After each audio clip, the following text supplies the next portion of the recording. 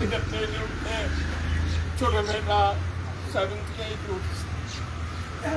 2 মেয়ে, তার পরিবার তাকে বাঁচানো যাবে কিনা যায় না। 10 মাস আগে আমার ভাই দেশ থেকে ইতালিতে গেছে, তার অসুস্থতার খবর 2 দিন আগেও আমরা জানি না।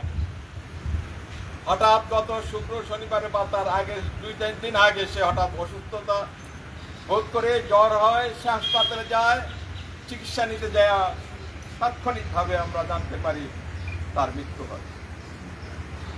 ইন্না লিল্লাহি ওয়া ইন্না ইলাইহি রাজিউন। আপনাদের কাছে আমাদের জোর মিনতি, তার জন্য আপনারা সবাই তার মাগফিরাত কামনা করবেন। আল্লাহ রাব্বুল আলামিন যেন তাকে জান্নাতুল উচ্চ মাকাম দান করেন। আমিন।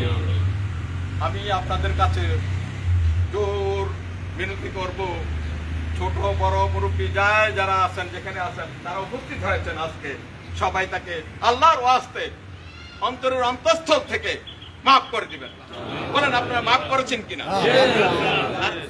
এই মরহুম আনোয়ার এজ এ ম্যান ব্যক্তি হিসেবে কেমন ছিলেন আপনারা? ভালো ছিল। ভালো একটা মরহুমের জন্য আপনারা সবাই খাস করে দোয়া করবেন। আজকে বাদ আসর আমি আপনাদের কাছে এই মিনতি করব। পাশাপাশি আপনাদের কাছে আমার অনুরোধ, যদি আমার ভাইয়ের সাথে আপনাদের কারো আর্থিক কোনো লেনদেন থেকে থাকে, যদি কেউ তার কাছে কোনো টাকা পয়সা বা যে কোনো ধরনের লেনদেনে যুক্ত থাকেন, আপনারা দয়া করে আমার চাচাতো ভাই বশির মজুমদার বাড়িতে থাকেন, আমার ভাই ডক্টর শাহনাজ মজুমদার জুয়েল, সেও বাড়ির সাথে নিবিড় যোগাযোগ। এই দুইজনকে আপনারা আপনাদের দেনা পাওনার ব্যাপারে কোনো অভিযোগ থাকলে উত্থাপন করবেন। প্লাস আমার চাচার বড় জামাই আর আমার স্বামী মন্ত্রী, ওনাকেও আপনারা জানাইতে পারবেন।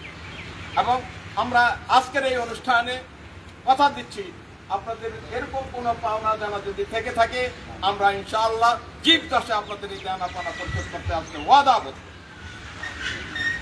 আর তার সাথে যদি সে আপনাদের কারো কাছে যদি কোনো পাওনা থেকে থাকে এবং জানা মতে আপনাদের স্বইচ্ছায় যদি কেউ সেটা আপনারা স্বীকার করে দান করতে পারেন, তাহলে আল্লাহর ওয়াস্তে আমরাও সেটা আপনাদেরকে ক্ষমা করি।